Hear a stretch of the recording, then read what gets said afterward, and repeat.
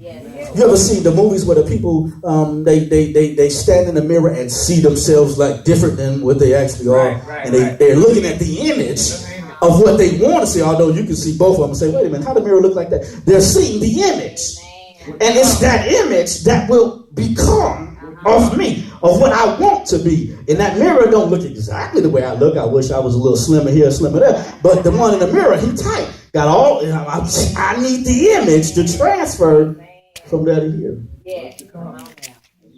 Yeah. That image will transfer. Yeah. It works both ways. That's why you can't watch certain stuff either. Right. Amen. You hear what I'm saying? You hear what I'm saying? Because image transfer. So God said, let's make man our image. After our likeness. And once they do that, let them have all this dominion. So what Paul gives us is the revelation to understand marriage. Image is like looking in the glass and looking into a mirror, and what you see on that side will reflect back over here. By looking in the mirror, what I see in there, I'm not looking exactly at me, but I'm seeing something else, and that, because it's in the mirror, is going to have to reflect. Oh, God. Oh, God. So what's in the mirror sees you. What you see sees you. What you see sees you. And when you look at it, it sees you. And if you can see it, it can see you. Amen. Oh, God. If you can see it, it can see you. God, thank you.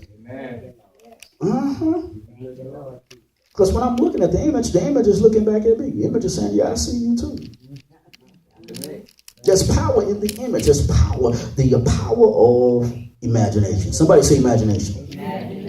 Okay, so that was to be, that'll bring you out of the situation. If you can see yourself in the house, in the car, you'll bring yourself the powers, the cause, the manifestation of what you saw to come into reality. But when somebody say that's a figment of your imagination, when somebody say, oh, that's all in your mind, when they downplay imagination, it makes you feel like you shouldn't imagine, which is a trick of the enemy, because there's power when you imagine. Hallelujah. Thank you. Because when you imagine, all you're doing is seeing the image. Hallelujah. Yes, and if you can see it, amen. You can have it. Amen. Hallelujah. Oh, God. If you can see it, you can have it. Just say that. If I can see it, I can have it. If I can see it, I can have it. That's my new motto. That's it. If I done seen it and touched it and sat in it, that's it. It's done. Don't have it now. Matter of time, but it's gonna be mine now. They done messed up. I done seen it. I go to sleep, see myself driving it. Yep. Mm-hmm. Mischief. Imagine this. And when they did those things, they drew evil.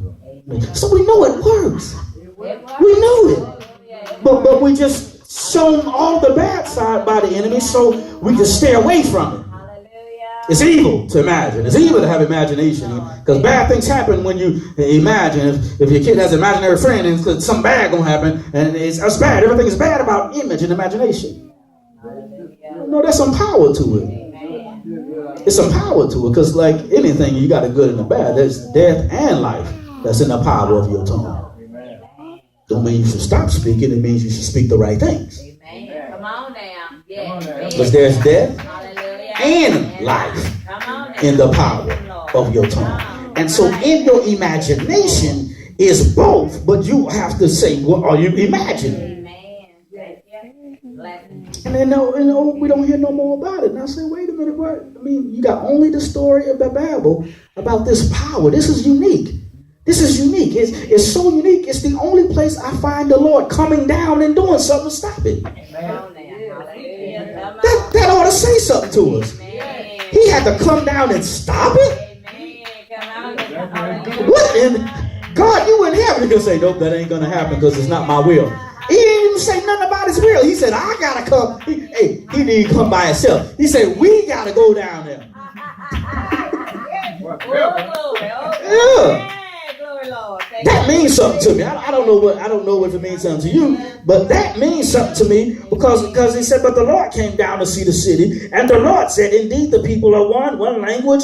What they began to do, nothing shall be held from them. But he said, come. He that said, let us go down here, because we gotta stop this. Yeah. It's not by power in heaven. That's a law in the earth. There's another law on earth called gravity. If you weight something and you go up, you're going to get pulled back down. I don't care if you believe it or not. That's the law of the earth. Jump off a building, I don't care what you believe. The law of the earth is gravity is going to pull you back down. So there are laws in the earth. And God had to say, hey, wait a minute. He done tapped into something. And he had to come down and say, so I got to use this now. To do what God has wanted me to do. He says, if I can see it, I can have it. If they believe it, they shall achieve it. And so everything happens right here. Because if you can see it, if you can believe it, it is there. So now the only place the enemy wants to fight you is stop them from seeing, stop them from believing. Because if they see it, if they believe it, ain't nothing going to stop them. Ain't nothing going to stop him. If God had to come down himself, I know I can't stop him. Thank you, Lord. Thank you, Lord. Thank you, Jesus. So let me close with this. So we understand it's a trick of the enemy. Ephesians 3:20 is a famous, popular verse we know. It says, now unto him who's able to do exceedingly abundantly above all we could ask or think. All we could ask or think according to the power that worketh in us. Now unto him who is able to do exceedingly abundantly above all we can ask, we can go, First Lady. All we can ask or think